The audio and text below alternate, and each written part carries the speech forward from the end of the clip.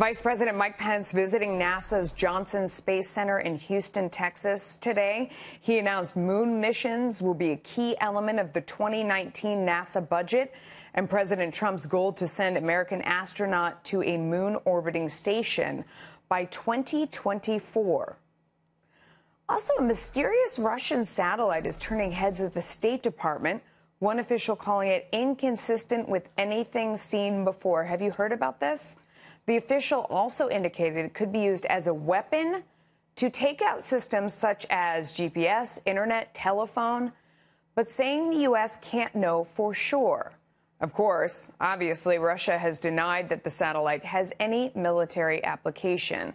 Joining me now is Christian Davenport, Washington Post space industry reporter and author of The Space Barons. Thank you so much for joining us. Tell me about that last story that we just talked about there. What do you think, what is the object that's out there? What do you think it's doing, and what's the danger? Well, we don't know, and that's the concern. And in the national security community, I mean, one of the concerns they have is that if there is a spacecraft out there in orbit, it could go up to U.S. satellites, national security satellites that we're so dependent on for warfare and the way we fight. I mean, satellites, that's our GPS. That little blue dot on your phone, that comes from a satellite. Missile defense, missile warning, all of that is in space. Communications.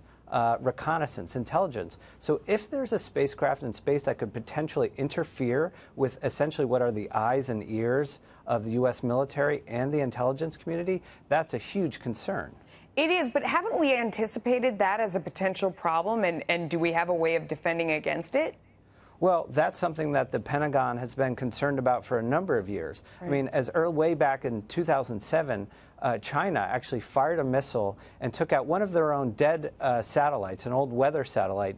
But the point that the Pentagon took away was they have the capability then to shoot down a satellite that's just sitting there. That made them realize that space, which is long seen as a sanctuary, a peaceful domain, now, because we're so dependent on it and the way we fight war, really, we're vulnerable up there. Then China also fired a missile to an even deeper orbit where the Pentagon really does have some of its most sensitive assets. So this has been going on for quite a while. I do remember those events, but do we not have a way to defend it against it?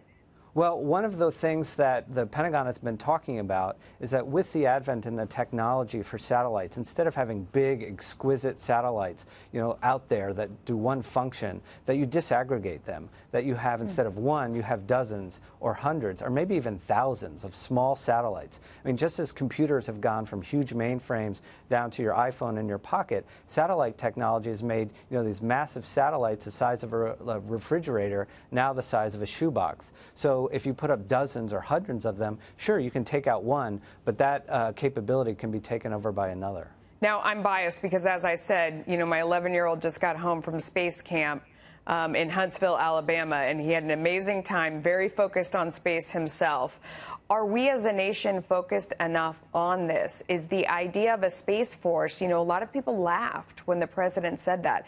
Is it an area we've been neglecting, and is that the best way to go at it? Or, you wrote your book about the billionaires who are battling in space right now, whether it's Jeff Bezos or Elon Musk.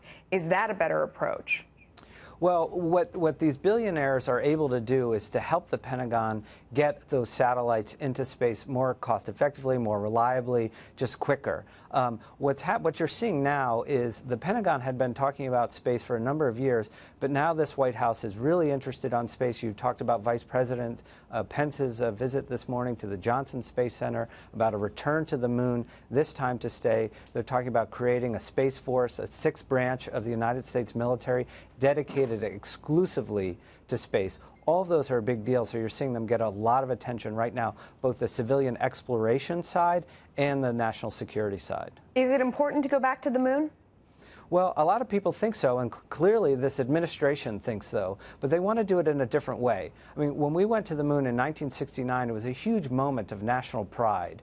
But the moon now can be seen as a stepping stone to go deeper into space, to go to Mars. There was a significant discovery recently of vast deposits of water on the moon. And why that's significant is water, hydrogen and oxygen, that's rocket fuel. That helps you propel deeper into space. So what NASA and the White House are focused on are not just, a flags and footprint trip to the moon like we did in the Apollo era, but creating a sustainable architecture that will allow for base camps, a space station in the vicinity of the moon to allow us to stay there, build on that technology, and really partner with the private sector, with a lot of these commercial companies that I wrote about in my book, and then go deeper into space and into Mars.